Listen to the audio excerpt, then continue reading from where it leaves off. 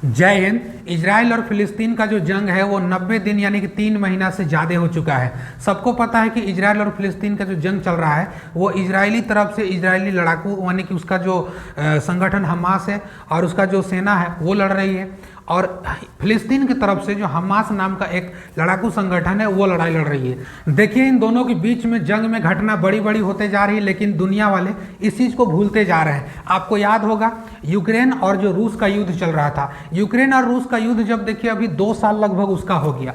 पहले ये कितना ज़्यादा मीडिया कवरेज कर रहा था, तब पहले ये कितने ज़्यादा मतलब लोग इससे जुड़े हुए थे, कितने लोग यहाँ पर कवरेज कर रहे थे, कितने यहाँ पर रिपोर्ट आ रहे थे, लेकिन धीरे धीरे देखिए युद्ध से नज़र हट गया आदमी का। ठीक वैसा ही इजराइल और जो फिलिस्तीन का युद्ध है वो युद्ध चलते जा रहा है और बहुत खतरनाक रूप लेता जा रहा है, लेकिन लोगों की निगाह ना इस युद्ध से हटता जा रहा है। बहुत सारे रिपोर्ट भी अब नहीं आती, वो तो खैर मानिए थोड़ा बहुत ऐसे ऐसे जो चैनल से या तो फिर ऐसे ऐसे जो अखबार हैं जिनके जरिए कवरेज किया जाता है, जैसे विदेशी अखबार हैं, अल जजीरा वगैरह जो है, ये सब मतलब कवर अप करते रहते हैं। लेकिन ऐसा नहीं है कि अभी भी जंग खत्म हो गया है, अभी भी जंग बहुत भीषण चल रही है, बहुत जोर से चल रही है। लगातार वहाँ पर लोग मर रहे हैं, लगातार वहाँ पर लोगों की जानें जा रही है, बच्चे वहाँ पर मर रहे हैं, बहुत ज़्यादा वहाँ पर दिक्कत हो रही है। अभी ये मुद्दा हम लोग क्यों उठाए हैं ना, क्योंकि देखिए पहले जो गाजा पट्टी और जो वेस्ट बैंक था, इस ओर से हमला बहुत तेज हो रहा था, गाजा पट्टी और वेस्ट बैंक की तरफ से इजराइल में जो हमला हो रहा था। लेकिन ये जो हमला हो रहा था इसका पूरा जो मेन रोल मॉडल जो इजराइल मान रहा था वो मान रहा था ईरान को, कि ईरान ही एक ऐसा है जो इन दोनों को यानी कि गाजा पट्टी तरफ से भी और एक तरह से हमास की तरफ से भी, यानी कि दोनों का तरफ से यहाँ पर गाजा पट्टी और वेस्ट बैंक की तरफ से भी, दोनों तरफ से ईरान हमला करवा रहा है। आखिर ये मान भी लिया गया है कि ऐसा हो क्या रहा है। इजराइल का कहना है, यार दुनिया देख भी रहा है कि ईरान ने इराक हो गया, सीरिया हो गया, लेबनान हो गया, वेस्ट बैंक हो गया, इन चारों तरफ से घेर करके इजराइल पर हमला कर रहा है, इजराइल पर हमला करवा रहा था, ऐसा इजराइल का मानना है। अभी तो खबर में ये भी आया है कि इसका जो एक हिस्सा है जिसको हम लोग कहते हैं रेड सी यानी कि लाल सागर, लाल सागर में वहाँ एक कार्गो शिप था, वो शिप जा रहा है, वहाँ पर भी लगातार हमला हो रहा है। दुख की बात तो ये है ना, देखिए 100 जहाज से भी ज़्यादा हमला हो चुका है, उसमें 100 जहाज से भी ज़्यादा में हमला हो चुका है। दुख की बात ये हम लोग का है कि 3 गो जो जहाज था वो भारत आ रहा था, सामान उमान लेके से जरा भारत आ रहा था, उकरो उड़ा दिया जा रहा है, सब मिसाइल भी दागा जा रहा है, वहाँ पर ड्रोन भी मारा जा रहा है। अरे भैया हम लोग का कि हम लोग का सामान को तो कम से कम आने दो, ऐसा यहाँ पर काम हो रहा है। बताइए, शिप जहाज वहाज किसी को नहीं छोड़ा जा रहा है और वहाँ पर लगातार हमले हो रहे हैं, ड्रोन से हो रहे हैं, मिसाइल से हो रहे हैं। अभी अगर 24 घंटा का अगर आप रिपोर्ट मानिएगा तो लगभग 100 लोग से ज़्यादा मारे गए हैं। टोटल अभी आंकड़ा देखिएगा ना तो 22,000 से लोग ज़्यादा मारे गए हैं। इतने लोग, लगभग 50-55 हज़ार के अराउंडेड तो वहाँ पर लोग घायल हुए हैं, इतने लोग मारे जा रहे हैं वहाँ पर। अभी ये ध्यान रखिएगा कि ये सारा मुद्दा यहाँ पर क्रिएट हुआ है। बहुत सारे देशों का ये भी मानना है कि अगर जिस तरह से इजराइल और हमास का युद्ध चल रहा है और ये पूरा एरिया अब वहाँ पकड़ने वाला है, अगर ये पूरा युद्ध अगर चलते रहेगा आगे तक तो कहीं ना कहीं बहुत सारे देशों को भी इसका नुकसान उठाने का खामियाजा भुगतना पड़ेगा और वो नुकसान उठाएंगे, ऐसा पूरा देशों का ये मानना है। लेकिन इजराइल का भी साफ कहना है कि हमें किसी चीज़ से दिक्कत नहीं, हमें जो ये ईरान जो है ये दुनिया वालों को उस्का रहा है, हर किसी को उस्का करके हमसे लड़ा रहा है और हम किसी सूरत पर हार नहीं मानने वाले हैं जब तक, देखिए, और माना भी जा रहा है कि ये युद्ध का अंत नहीं होने वाला है। बहुत सारे देश ये भी आंकड़ा लगा रहे हैं, जैसे अमेरिका है तो अमेरिका ने खुली छूट दे दी है हथियारों को बिक्री के लिए, पूरा इजराइल हथियार खरीद रहा है। अमेरिका जब तक उसका रहेगा तब तक बोलता है कि सपोर्ट करेंगे, तो ऐसे में युद्ध होने का मतलब खत्म होने का कोई आसार नज़र नहीं आ रहा है, ऐसा माना जा रहा है। अब देखिए यहाँ मेन पॉइंट ध्यान रखिएगा यहाँ, और ये मुद्दा बड़ा क्यों हो जाता है, आता है 26 दिसंबर का दिन।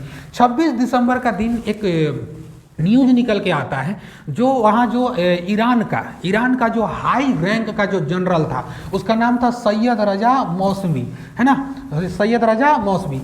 इनका पता चलता है कि इनको इजरायली सेना के द्वारा मार दिया गया है। ये और अटपटा न्यूज पता चल गया कि भाई सेना का जो हाई रैंक का जो अधिकारी है, जिसको जो जनरल है, उसको मार दिया गया। ये बताया जाता है कि कासिम सुलेमानी का बहुत खतरनाक मतलब करीबी था। कासिम सुलेमानी ये ईरान का सेना प्रमुख था, इसको पहले ही मार दिया गया था। आप लोगों को सबको पता होगा, इसमें हम लोग पूरा देख रहे हैं अभी ये। तो सैयद रजा जो मौसवी है उसको 26 दिसंबर के दिन मार दिया गया। इसके बाद तो मुद्दा और सनसन आ गया पूरा, और मुद्दा ये चलने लगा। देखिए कासिम सुलेमानी के करीब माने जाते थे, बहुत सारे फोटो भी वायरल हो गए इसके कि दोनों रहते थे साथ साथ में, और दोनों का बहुत सारे वीडियो भी फोटो भी हर जगह वहाँ पर देखने के लिए मिल जाता है। जो इसको मारा गया यानी कि सैयद रजा मौसवी को मारा गया, सीरिया का राजधानी है दमस्कस, ठीक है ना, सीरिया का राजधानी दमस्कस, वहीं पर इनको मार दिया गया। किसको? सैयद रजा मौसवी को।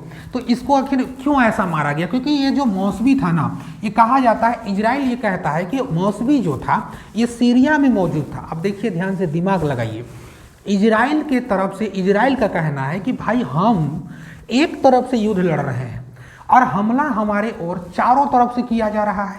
अब देखिए एक आदमी जो है, हम हमास से लड़ रहे हैं, ईरान से, ठीक है, लेकिन एक आदमी सीरिया में बैठा हुआ है। अब ये सीरिया में क्या कर रहा था?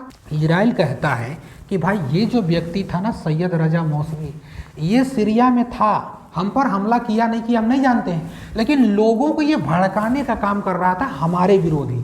तो इजराइल का साफ हथकंडा यही है कि हम या हमारे तरफ जो भी हमला करेगा, जो भी हमें नुकसान पहुंचाने की कोशिश करेगा, केवल हम ईरान में ही नहीं मारेंगे, केवल हम गाजा में ही नहीं मारेंगे, बल्कि दुनिया का कहीं कोना में भी हम वहाँ भी मारेंगे। तो बताइए हर जगह जंग छिड़ने का आसार ऐसा में बढ़ जाएगा, हर जगह जंग छिड़ने का आसार बढ़ेगा। तो बताइए सीरिया में का दमस्कस में उसको मार दिया गया। इजराइल का साफ कहना था कि वहाँ पर इजरायली लोगों के खिलाफ या इजरायली सरकार खिलाफ या इजरायली खिलाफ लोगों को ये भड़काने का काम करता था जो सैयद रजा मौसवी था। अब बताइए आगे, अब कासिम सुलेमानी को अगर आप याद कीजिएगा तो कासिम सुलेमानी जो था वो उसको वहाँ पर इराक में मारा गया था। डोनाल्ड ट्रंप उस समय के जो राष्ट्रपति थे अमेरिका के, उन्होंने डोनाल्ड ट्रंप के ही द्वारा उनको कासिम सुलेमानी को मरवाया गया था, अब इराक में मरवाया गया था। तो उस समय से ये आदमी बहुत करीबी इसका था। ये भी 26 दिसंबर को इनको भी पता चल गया कि भाई ये भी मार दिए गए, ठीक है। ईरान जो है एक्सेप्ट कर रहा है इन चीज़ों को, कह रहा है कि ठीक है हमारे जो अधिकारी जो थे आला रैंक अधिकारी उनको मार दिया गया और हम इस चीज़ को एक्सेप्ट करते हैं। और बाकायदा इन्होंने उनको दुख व्यक्त किया, फोटो साझा किया, यानी कि उन्होंने एक तरीक़ा से बता दिया कि भाई हमने एक्सेप्ट किया है, हमारे लोग हमारे हाई रैंक के जो अधिकारी हैं वो मारे गए हैं, लेकिन हम इसका बदला जरूर लेंगे। और उन्होंने बहुत सारा वीडियो मतलब जारी किया है कि हम ऐसे मारेंगे, इस तरह से मारेंगे, हमारा प्लान ये है।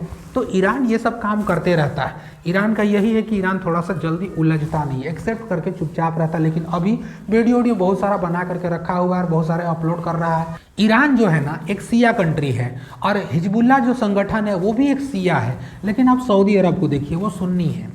हमास जो है वो भी एक सुन्नी है, लेकिन सिया और सुन्नी में कभी बनता नहीं है, कभी भी ईरान और सऊदी अरब में नहीं बनता है।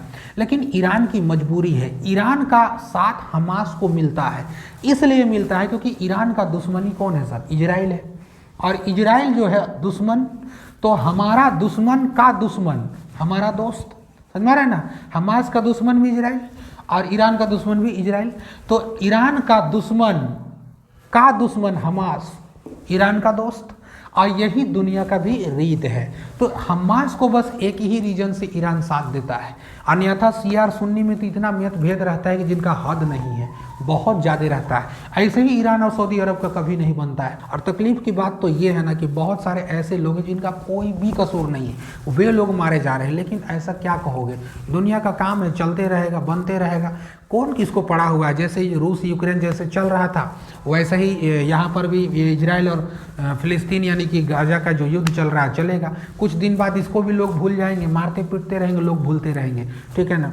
कहीं पर कोई संगठन बना लीजिए, कहीं पर कुछ भी नहीं होने वाला है। दुनिया को शांत अगर रखना है तो समझ लीजिए कि अपने आप में खुद को शक्तिशाली होना है और लोगों को जवाब भी देना पड़ता है।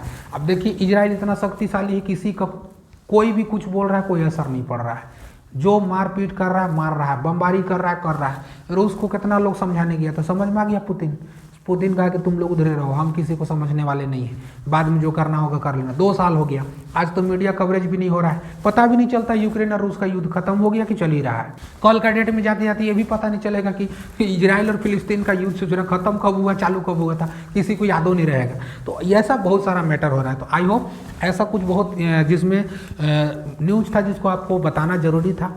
और मैं आप लोगों से यूं ही आता रहूँगा, मिलता रहूँगा। चलिए अब किसी अच्छे से वीडियो में अगले टॉपिक में कुछ अच्छा सा चीज़ लेकर के आते हैं, फिर आप लोग से मिलते हैं। तब तक के लिए जय हिंद।